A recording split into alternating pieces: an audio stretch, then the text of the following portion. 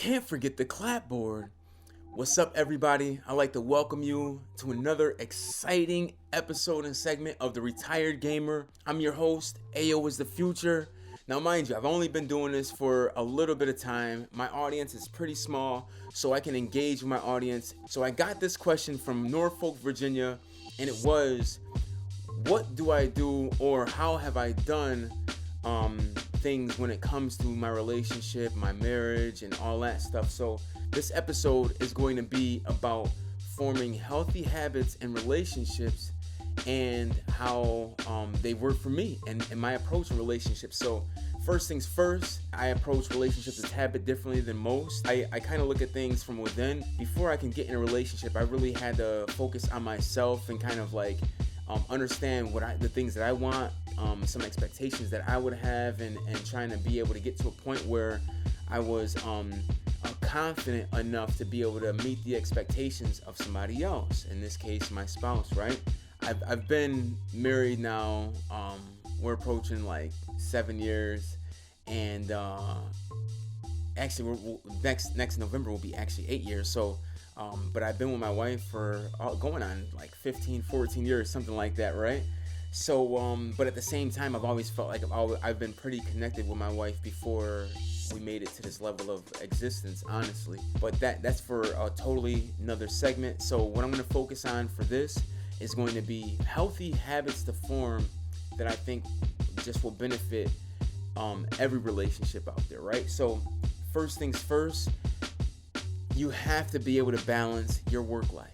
Now, if you are like in a state of mind where everything you're doing is for your family and you're building yourself up and you're building a foundation for your family and you're working 60, 70, maybe even 80 hours, twice as much as the normal person going to their 9 to 5. Maybe you're working 40, 50, 60, 70, 80 hours more than that, right? Now, what ends up happening is there has to be sacrifice somewhere, right? And if you are constantly working and your work, like you're working 70 hours a week theoretically, that's 70 hours a week that you're away from your family, away from your spouse, away from your kids, right? And also away from your own dreams. Now, if this is your dream to wherever you're at, then that's fine, and then it doesn't impede. But for me, when I was working, I was like constantly trying to build something, and then I was neglecting everything else that was around me. So what ended up happening was, me and my wife, we ended up separating, and that really was like a wake-up call, more or less. And it was just like, hey, listen, put into perspective what's important to you, right? Because at the time I was building up audio optics, and it was like I was there around the clock, and in my mind I'm building a foundation for our future. I'm working on our legacy, right? But what ultimately was happening was I was neglecting not only my wife and the time that she required and needed from me, but also my family and the time for me to be present in certain things. And I was missing a lot of things like family stuff. So even dinner, I used to always make it a point to make it home for dinner, because that was always important to me. And I ended up like not balancing my work life with my regular life, right? So when me and my wife, we separated, I really had it was like a rude awakening. It was like I had to go back to the drawing board and kind of like reinvent myself from the ground up, because it was like I was a family man without a family, and it affected me on so many different levels, like emotionally, psychologically, physically. That was the only thing I felt like I could work on. So I kind of worked out its habit more to kind of have an outlet, which I also recommend quite a bit if you're going through something like relationship wise. Always find an outlet that works for you. Where all this kind of started from, for me, with actually being able to form healthy habits. Now, me and my wife, we have a deeper understanding of not only each other but life also. So this kind of goes into the next thing I want to talk about, is being honest with yourself and with your partner. Now, if you're doing all this stuff to build this foundation, you build this house, and the house is now empty because your family is not around and you haven't balanced your life, that makes no sense, right? So the same thing goes with this right here. If you are not honest with your partner, you're not honest with yourself, and you end up wanting to venture outside of your relationship, right? And you're gonna start cheating, doing all that stuff. It makes no sense for you to do that. If you want to be with somebody else, just go and be with somebody else. Why cheat and carry the person that you're with just for the sake of it, right? Now, everything's not gonna work out, and that's where like understanding where life is concerned at. So me and my wife, we have an understanding that we need to be together for us. Like the kids and all that stuff is all extra. It's like the cherry on top of the ice cream. From me and my perspective, my relationship, my marriage is so important to me that this is what I want to do. I want to make sure I spend time with my wife because this is my best friend. I never decided to marry somebody that I didn't enjoy being around.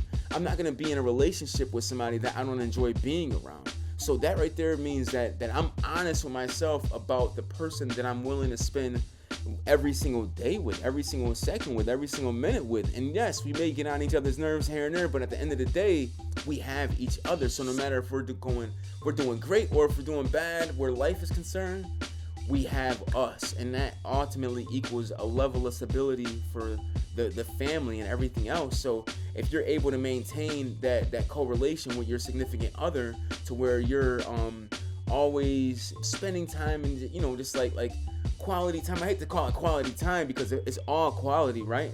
In my mind. But recognize your flaws, but don't be paralyzed by them. And what I mean by that is like, don't focus on the negativity. It's okay to acknowledge certain things not being right in your life, because ultimately that means that you can have a goal to fix that in your life. Don't just dwell on that and be like, oh, I can't get ahead because of XYZ. Your significant other is watching. You know what I mean? And when you feel like that, how do you think that they're gonna feel about you also? They might come over and try picking you up, but if you're constantly pessimistic and you're constantly focusing on the negative instead of focusing on your strengths and the things that you do very, very well, what'll end up happening is the confidence and charisma that you would normally exude and your aura and your energy, that would be tainted and it would affect how others view you. So versus doing that, mentally remain solid, have the mental fortitude to know that you're going to be able to pull through, and have the mental fortitude to say, hey, you know what, I'm not good at this. That's okay. I can work on this the next 2 months, the next month, the next week, every single day I can work on this. I am really good at this right here.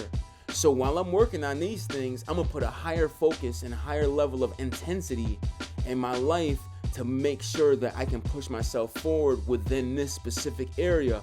I'm gonna work on this stuff too, because I'm a work of art. I'm constantly getting better every single day, right? So this work of art is constantly getting built. So therefore, that confidence is not getting impeded on it. The confident shoes you got aren't getting stepped on more or less by yourself, right? Now the next three things I want to talk about, these are things to kind of get your relationship to where you are in sync with your partner.